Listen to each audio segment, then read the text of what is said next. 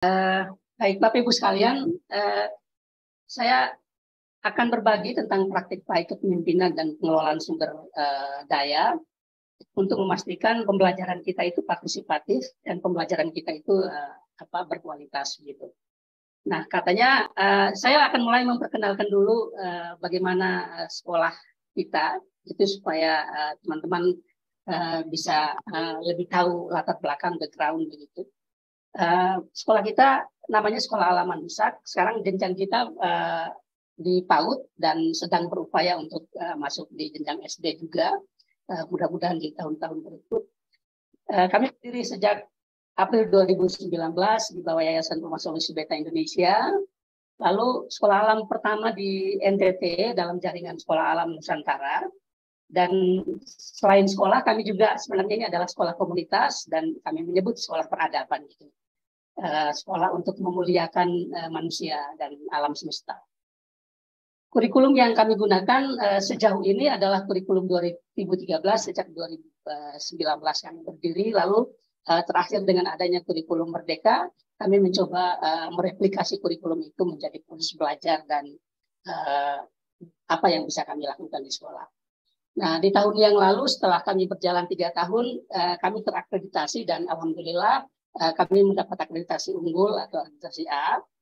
Dan fokus pembelajaran kami selain menggunakan kurikulum 2013 dan kurikulum Merdeka, pilar yang kami kembangkan itu sebenarnya ada pada pertama pengembangan karakter building, kemudian kepemimpinan, lalu pengetahuan sains, dan kemudian wirausaha.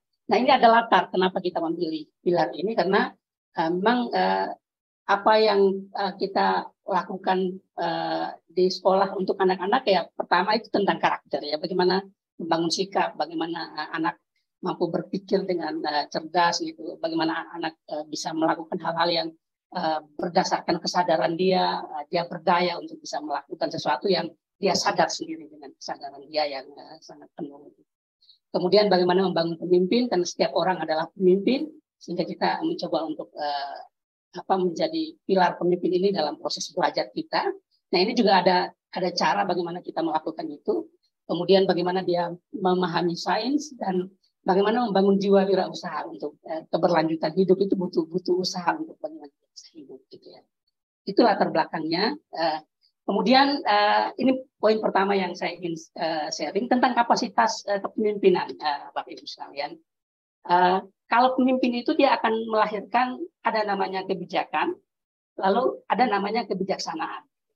Nah, kebijakan itu terkait tata kelola, bagaimana dia mengatur sekolah dari proses tadi Ibu Tari bilang proses administratif, kemudian bagaimana proses pembelajaran, proses menstimulasi, proses bagaimana mengembangkan aspek-aspek perkembangan anak itu dilakukan secara benar, dengan tentu melibatkan partisipasi secara utuh.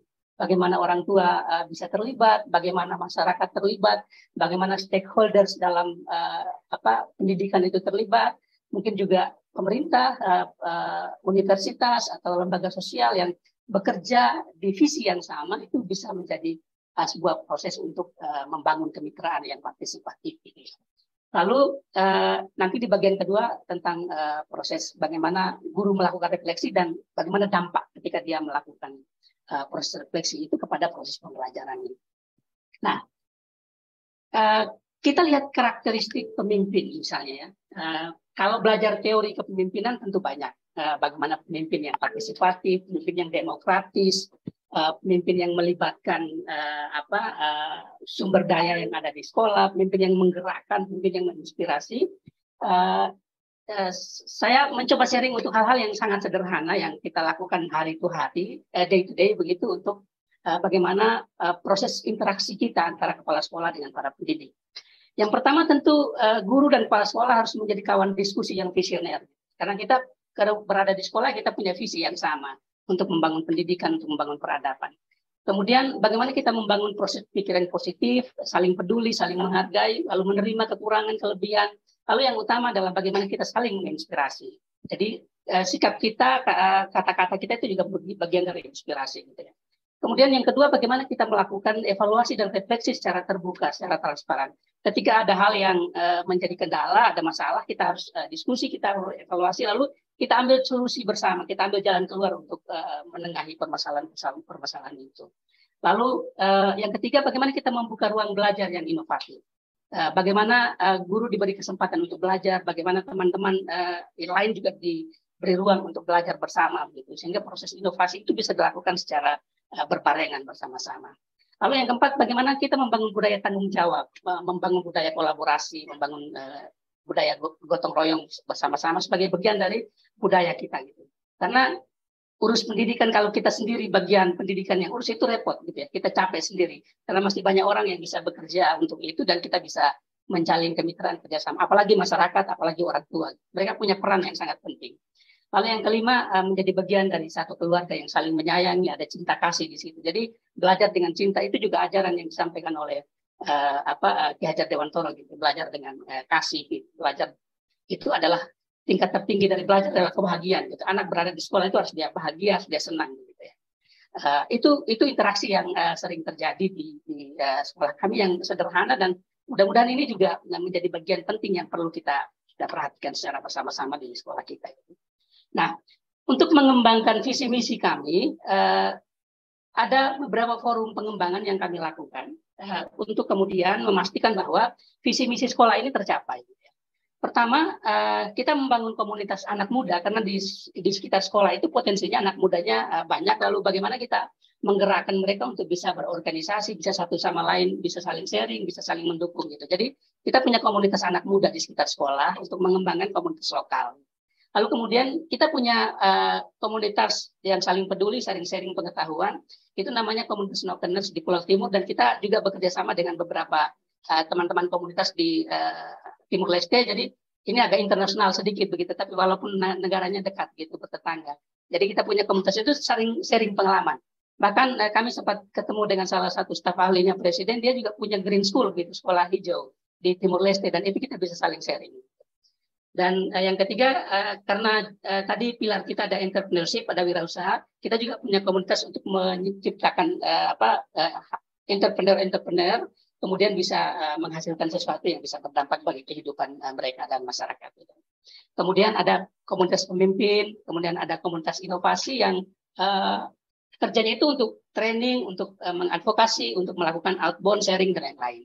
Dan kita juga selama ini sejauh ini sangat aktif di himpunan di Himpaudi dan juga di pusat kegiatan gugus di tingkat kecamatan. Oke. Nah, landasan kami untuk bagaimana menjalani visi misi ini, bagaimana sebuah kepemimpinan itu berjalan. Pertama tentu kerja kita di lapangan ini, kerja kita di grassroots ini adalah kerja untuk mendukung visi besar pendidikan kita. Visi besar pendidikan nasional, visi besar Indonesia Emas 2045. Pertama kalau kita baca Undang-Undang Dasar 1945, ada disebut mencerdaskan kehidupan bangsa. Nah, peran kita di situ untuk bagaimana mencerdaskan kehidupan bangsa. Kemudian bagaimana menciptakan generasi yang bertanggung jawab. Dalam Undang-Undang Sisdiknas disebutkan bagaimana menciptakan generasi kecil tapi berjiwa besar. Generasi yang peduli, yang bertanggung jawab, yang dewasa. Gitu ya. Kemudian melahirkan generasi emas, itu mimpi 100 tahun Indonesia merdeka. Bagaimana generasi emas ini menjadi pemimpin di masa yang akan datang. Gitu. Kemudian dalam lagu Indonesia Raya kita sering menyanyikan bangunlah jiwanya, bangunlah raganya. Dan di PAUD inilah menjadi pusat kita bagaimana kita membangun jiwa, bagaimana kita membangun badan. Gitu. Ya. Lalu kemudian menerjemahkan itu, visi kami sangat sederhana untuk bisa dipegang, bisa diketahui oleh semua komunitas, entitas yang ada di sekolah, menciptakan generasi berkarakter, peduli, dan saling mencintai. Nah, visi ini yang menjadi tolak ukur kami untuk berangkat, bagaimana menerjemahkan sekolah alam ini menjadi sekolah komunitas, sekolah yang partisipatif, melibatkan banyak pihak untuk kerja di situ. Ya. Kemudian bagaimana kebijakan-kebijakan yang dikembangkan oleh seorang pemimpin dalam visi misi itu diinternalisasikan. Kebijakan yang disederhanakan kemudian menjadi sebuah budaya yang dipahami, dijalankan, dirasakan oleh semua elemen yang ada di sekolah, gitu ya, dan juga ke masyarakat. Lalu bagaimana upaya kita memperkenalkan visi misi kesatuan PAUD ke orang tua dan lain-lain. Kemudian bagaimana kita membuat perencanaan kerja yang partisipatif, yang tentu tidak keluar dari visi dan misi. Saya selalu mengibaratkan visi itu ada di ruang kepala kita, gitu ya. Jadi kalau visi misi itu tidak bisa dipegang oleh kita tidak bisa berjalan sesuai dengan jalan. Maka itu ketika kita tersesat, kita perlu melakukan evaluasi dan refleksi. tadi poin pentingnya adalah evaluasi dan refleksi. Bagaimana refleksi berjalan, bagaimana evaluasi berjalan untuk meluruskan kita pada visi misi. Gitu ya. Kemudian bagaimana ada forum untuk pengenalan visi misi satuan pendidikan pada orang tua dan masyarakat, tentu berdampak ke masyarakat yang lebih luas. Gitu. Nah, bagaimana upaya kami untuk melibatkan orang tua komite dalam proses mengembangkan visi misi? Nah, orang tua tentu dilibatkan dalam proses bagaimana membangun kesadaran, bagaimana membangun tujuan pendidikan dengan baik, bagaimana filosofi pendidikan itu dijalankan, lalu bagaimana orang tua terlibat dalam kegiatan-kegiatan di sekolah, program-program di sekolah yang sesuai dengan kapasitas kemampuan mereka yang mereka bisa lakukan. Kemudian salah satu program kami juga bagaimana orang tua masuk kelas, begitu. Bagaimana orang tua bisa menjadi guru di sekolah. Guru yang sederhana, mungkin guru memasak, guru menari, guru menari, dan apa yang bisa dilakukan. Guru menanam, guru memberi makan ternak misalnya, itu yang kami lakukan di sekolah. Jadi ketika anak-anak belajar di komunitas, mereka belajar beternak, ya gurunya adalah orang tua mereka, gurunya adalah masyarakat yang ada di sekitar mereka. Kemudian kemitraan juga dibangun untuk mencapai sebuah visi yang lebih besar. Kita selalu sebut, bahasa keren kita selalu sebut dengan advokasi gitu ya. Kemitraan yang kemudian bisa terbangun tentu dengan pemerintah sebagai stakeholder utama, teman-teman LSM. Juga kami bekerja sama dengan beberapa universitas untuk bagaimana mendukung pembelajaran ini dengan baik, bagaimana mereka melakukan studi-studi, bagaimana mereka melakukan magang, observasi di sekolah alam di PAUD untuk bisa memberikan rekomendasi kepada kami untuk perbaikan-perbaikan. Nah, tujuan kita adalah bagaimana ada kebijakan, ada lahirnya kebijakan, kemudian tentu ada dukungan anggaran kerjasama ya, pasti ada dukungan anggaran gitu ya. Kemudian bagaimana kesadaran itu dibangun secara bersama-sama. Lalu kemudian peran serta masyarakat di sekitar sekolah atau kemudian masyarakat yang lebih luas. Lalu kemudian anak-anak muda, ya. Anak-anak muda menjadi pionir kita di sekolah. Bagaimana peran mereka untuk bisa melakukan dukungan terhadap sekolah, tentu dengan cara-cara mereka. Anak-anak muda kan biasa senang yang di IT atau di hal-hal yang terkait dengan digitalisasi dan lain-lain gitu ya. Mereka lebih progresif dan itu kita libatkan dalam komunitas yang tadi saya ceritakan. Dan untuk keberlanjutan sekolah dan salah satu pilar penting pembelajaran kami adalah entrepreneurship, wirausaha, sehingga kami membangun jiwa wirausaha sejak dini gitu ya. Ini juga bagian dari kami mengajarkan kepada anak-anak bagaimana sekolah itu bisa menjadi sebuah tempat, sebuah entitas yang kemudian bisa membangun jiwa-jiwa dan mendukung keberlanjutan sekolah. Kita punya pojok kopi, kita punya jualan soke begitu, kita punya camping ground yang bisa dipakai kemah, kita punya tempat untuk outbound, kita punya sekolah komunitas yang orang semua bisa datang, mau mahasiswa, mau pelajar, mau dosen, mau siapapun bisa datang. Kemudian ada proses, ada tempat untuk teman-teman magang. Kami sedang magang teman-teman mahasiswa dari Undana sekarang dan pernah magang juga dari teman-teman UPH Jakarta begitu. Kemudian tempat pelatihan, tempat observasi dan lain-lain. Nah, ini adalah cara baru kita untuk kemudian menjadikan sekolah itu sebagai tempat yang asik, yang menyenangkan bagi setiap orang untuk bisa belajar. Itu untuk bagian pertama tentang kepemimpinan. Jadi bagaimana pemimpin yang visioner itu bisa melihat potensi, bisa menganalisis masalah, kemudian dia bisa mencarikan solusi secara partisipatif, secara bersama-sama untuk bisa memastikan bahwa visi misi sekolah itu bisa tercapai. Itu bagian pertama yang saya sharing. Mohon maaf mungkin saya agak terlalu cepat kan Mbak Putri? Karena ingat waktu ini materi juga cukup banyak. Oke, yang kedua ya, saya sharing yang kedua, Mbak Putri, terjadinya refleksi dan perbaikan pembelajaran. Nah, apa yang mesti dilakukan oleh teman-teman pendidik dan para pendidik untuk kemudian pertama kapasitas mereka itu bisa meningkat, kemudian bagaimana mereka juga bisa melakukan sharing antar teman, antar kolega, atau bisa belajar dari teman-teman di tempat lain. Kemudian itu menjadi sebuah pengetahuan bagi mereka untuk bisa berkembang. Nah, proses-proses pembelajaran seperti itu kemudian bisa menjadi sesuatu yang menjadi proses refleksi untuk perbaikan pembelajaran oleh para pendidik. Nah, pertama yang saya ingin sharing, ya kegiatan-kegiatan apa yang sering kami lakukan di sekolah alam dan juga tentu dengan berdampak kepada teman-teman di sekolah-sekolah sekitar bahkan di satu kabupaten ini. Pertama kami sering sekali melakukan pelatihan pembuatan rencana kerja sekolah tadi Mbak Tari juga sempat singgung, rencana sekolah untuk pelatihan pembuatan perencanaan pembelajaran, terus pelatihan pengembangan media belajar dengan media-media lokal, permainan-permainan lokal, gitu. Kemudian juga guru mengikuti diklat berjenjang, observasi pembelajaran, kemudian gerakan tadi orang tua mengajar. Kemudian kita juga ada di lintas PKG itu ada pertukaran guru begitu. Setiap bulan kita melakukan pertukaran guru. Guru A 1 bulan tertentu dia ngajar 1 hari di sekolah B atau sekolah C, begitu kita melakukan pertukaran kayak dosen terbang gitu. Jadi guru PAUD juga bisa jadi guru terbang gitu ya. Kemudian proses magang. Lalu yang berikut bagaimana kita memanfaatkan IT untuk mengakses sumber belajar. Ya, kita tidak bisa kita tidak bisa menghindar dari perkembangan zaman, perkembangan IT, sehingga akses belajar itu sangat luas. Kita bisa searching di mana-mana, kita bisa dapat sumber belajar di mana-mana, dan itu akan memperkaya kita. Gitu. Sehingga teman-teman guru PAUD jangan alasan tidak ada data kemudian tidak bisa belajar. Justru itu ruang kita untuk bagaimana kita mencari sumber belajar sebanyak-banyaknya untuk meningkatkan kapasitas kita. Gitu. Maka saya perlu bisa simpulkan bahwa kegiatan peningkatan kapasitas pendidik plus refleksi praktik pembelajaran di sekolah itu akan menghasilkan inovasi pembelajaran, dan itu yang kami alami di sekolah. Nah, inovasi apa yang kami lakukan di sekolah alam? Nah, sekolah kami itu kebetulan di daerahnya itu adalah daerah, nama tempatnya adalah Tetelek. Tetelek itu bahasa daerah bilang tempat berkumpulnya sampah-sampah. Jadi kalau hujan itu tempat kumpulnya sampah-sampah gitu ya.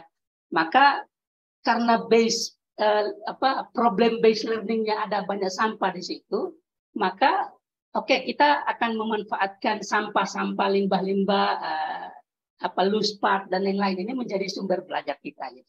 Dan itu kita lakukan selama hampir 4 tahun ini. Jadi sumber belajar kami adalah loose part, sumber belajar kami adalah media sampah yang tentu dibersihkan kemudian dipakai untuk sumber belajar indoor maupun outdoor. Yang pertama itu kita melakukan pembelajaran ini bahasanya agak tinggi, tapi bagaimana kita mengimplementasikan agak sederhana itu research based learning. Jadi bagaimana anak-anak itu melakukan riset, pembelajaran sederhana. Bagaimana daun berubah, bagaimana ketika dia tanam sebuah biji kemudian tumbuh, itu dia melakukan riset berapa hari tumbuh, lalu dia melihat daunnya, dia menghitung daunnya, warna daun segala macam, itu kami sebut research based learning. Jadi pembelajaran yang dialami oleh anak-anak, kemudian mereka bisa melakukan riset, gitu. Sekaligus proses pembelajarannya. Lalu karena kami lebih banyak di alam, maka kami sebut dengan discovery learning. Bagaimana anak menemukan pembelajarannya. Jadi anak itu tidak belajar sesuatu yang abstrak, sesuatu yang menghayal, tapi apa yang dia lihat, apa yang dialami kemudian ditemukan. Jadi menemukan sendiri pengetahuannya. Bukan apa yang ditransfer dari kepala guru gitu ya, tapi anak belajar menemukan sendiri, lalu dia bertanya, dia mengeksplorasi apa yang dia temukan gitu ya. Kemudian pengembangan pembelajaran dengan STEAM dan media LUSPA. Lalu kami punya bank sampah untuk menjadi tempat bagaimana kami membuat media belajar. Jadi teman-teman datang belajar, kita punya stok media belajar yang banyak untuk dipakai gitu. Juga ini juga bisa menjadi entrepreneurship juga ketika orang mau beli sampah gitu ya. Kemudian pembelajaran berbasis proyek, karena tadi yang problem solving tadi Mbak Tari bilang diferensiasi, pembelajaran berbasis diferensiasi segala macam, jadi kita basisnya proyek. Kemudian kita juga punya taman baca, pojok baca, itu untuk literasi awal. Jadi kadang-kadang kita membaca cerita, mendongeng, dan lain-lain itu untuk bagaimana menstimulasi kemampuan bahasa anak. Lalu kita punya inovasi, kita punya logo belajar, logo bermain belajar bahagia. Jadi tempat untuk dia bermain, tempat untuk dia belajar, tapi juga bahagia. Ini adalah basis budaya miniatur NTT. Jadi kami memilih beberapa bentuk logo di NTT, kemudian menjadikan miniatur. Untuk masing-masing miniatur itu berdasarkan aspek. Jadi ada aspek namanya di satu logo tertentu, kemudian aspek fisik motoriknya, aspek bahasa, aspek sosial emosional, dan aspek kognitif. Ya, itu di logo-logo tertentu. Kami sebut miniatur NTT. Lalu kemudian belajar itu harus punya standar operasional prosedur. Mau perlindungannya, mau pembelajarannya, mau aspek untuk layanannya, aspek untuk makan, minum, dan lain-lain juga perlu ada SOP. Sehingga kita membuat SOP sebagai sebuah standar pembelajaran yang kita harus lakukan secara bersama-sama. Lalu kemudian inovasi pembelajaran berbasis budaya lokal, pembelajaran karakter tentunya, kemudian belajar dengan menggunakan media lokal, RUSPA, belajar hal-hal yang ada di sekitar anak, menyesuaikan tema-tema tentang apa yang ada di sekitar anak, potensi lokal, konteks lokal begitu. Kemudian belajar membangun jiwa pemimpin, membangun jiwa wirausaha mandiri, kemudian sains dan teknologi. Ya.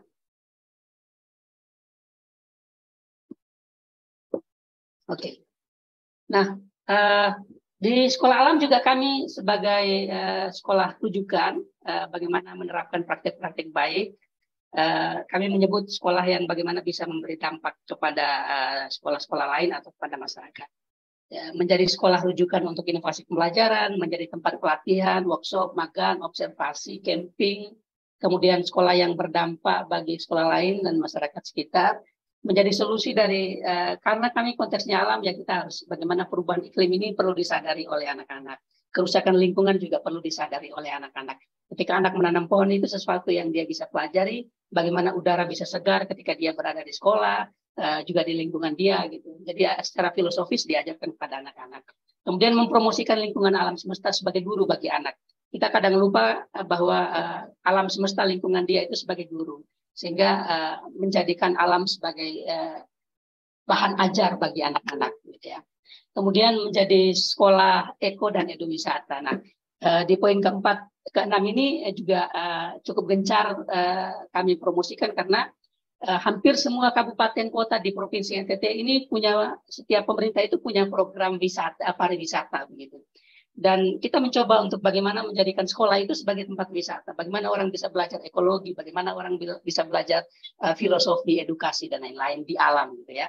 Itu menjadi sebuah kekuatan di sekolah kita. Nah, di sekolah kita juga bagaimana teman-teman sekolah lain, baik di tingkat kecamatan, tingkat kabupaten, bahkan di tempat teman-teman dari kabupaten lain juga datang untuk melihat, mengikuti praktek-praktek atau kegiatan-kegiatan pelatihan di sekolah kami. Dan guru itu kita kapasitasi untuk bagaimana dia bisa menjadi fasilitator.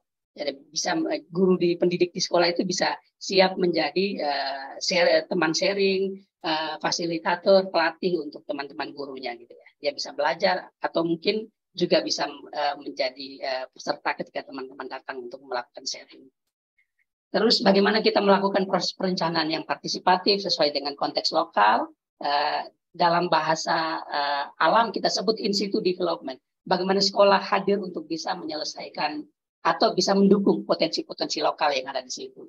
Mendukung masyarakat, mendukung pemerintah, mendukung ini. Jadi kita konteks belajar kita bagaimana kita menyesuaikan konteks lokal. Ketika kita berada di daerah pegunungan, kita belajar konteks tentang pertanian, kehutanan, kita belajar konteks tentang perkebunan, konteks tentang peternakan. Sementara kita di pesisir, pasti kita belajar tentang konteks nelayan, konteks penangkapan ikan, dan bagaimana mengetahui musim-musim kita menangkap ikan, gitu ya. Nah, itu yang kita lakukan secara ini. Nah, yang terakhir tentu bagian-bagian yang penting itu bagaimana kita mendukung kita proses koordinasi dalam rangka proses transisi anak dan PAUD ke SD, gitu ya. Saya kira nanti Mbak Evi dan Pak Agus nanti akan lebih banyak sharing soal ini, tapi proses yang saya sharing tadi itu bagian dari bagaimana mendukung proses transisi. Jadi anak secara mental dia siap, secara pemahaman saintifik dia tahu begitu ya, secara sosial emosional dia siap masuk ke SD, lalu kemudian anak itu bisa melakukan proses penyesuaian pembelajaran di SD, karena sungguh jauh berbeda ketika anak di PAUD dengan di SD, dan kadang-kadang anak stres, anak bingung untuk melakukan apa di SD, apalagi guru SD-nya tidak seramah guru PAUD gitu ya, sehingga ini perlu proses transisi yang sangat penting. Nah, pertama kita selalu melakukan pemahaman tentang transisi PAUD SD itu melalui kegiatan parenting. Jadi kegiatan parenting kita bagaimana menyadarkan orang tua tentang bagaimana kesiapan anak masuk ke SD, bagaimana proses belajar di PAUD dengan SD gitu, sehingga orang tua juga bisa membantu mendampingi anak ketika anak masuk ke SD gitu. Lalu pertemuan kita di akhir tahun juga untuk memastikan bagaimana anak itu siap, bagaimana kita membangun komunikasi dengan guru, mengetahui persyaratannya anak masuk sekolah SD dengan syarat usia berapa, lalu kemampuan dasar apa yang perlu dimiliki oleh seorang anak. Kadang-kadang guru SD menuntut anak harus sudah bisa baca tulis dengan sangat lengkap begitu, sementara kita sangat kuat pemahaman kita di PAUD itu tentang membangun karakter gitu ya, karakter building, sehingga persepsi ini yang perlu disamakan. Persepsi transisi bersama guru SD itu juga sangat penting. Saya kira sejauh ini kita masih melakukan secara informal, tapi kita perlu punya forum semacam bagaimana membuat proses transisi komunikasi antara guru SD dan guru PAUD ini bisa berjalan dengan baik, sehingga tidak ada saling kecurigaan bahwa SD ini tidak berkualitas karena anaknya tidak bisa baca dan menulis.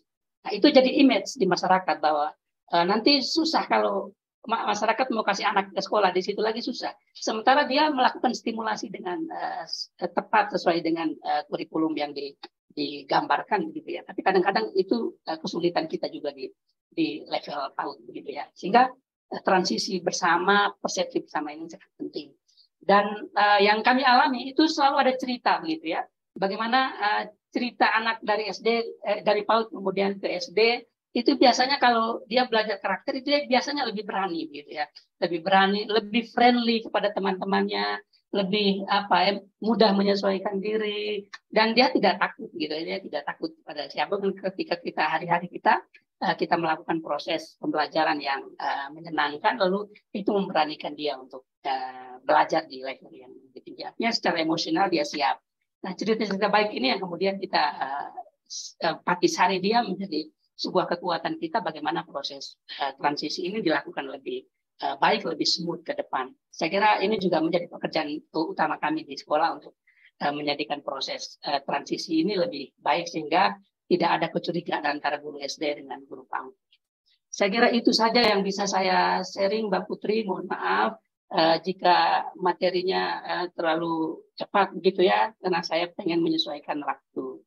Terima kasih banyak dan saya kembalikan ke Mbak Putri. Assalamualaikum warahmatullahi wabarakatuh.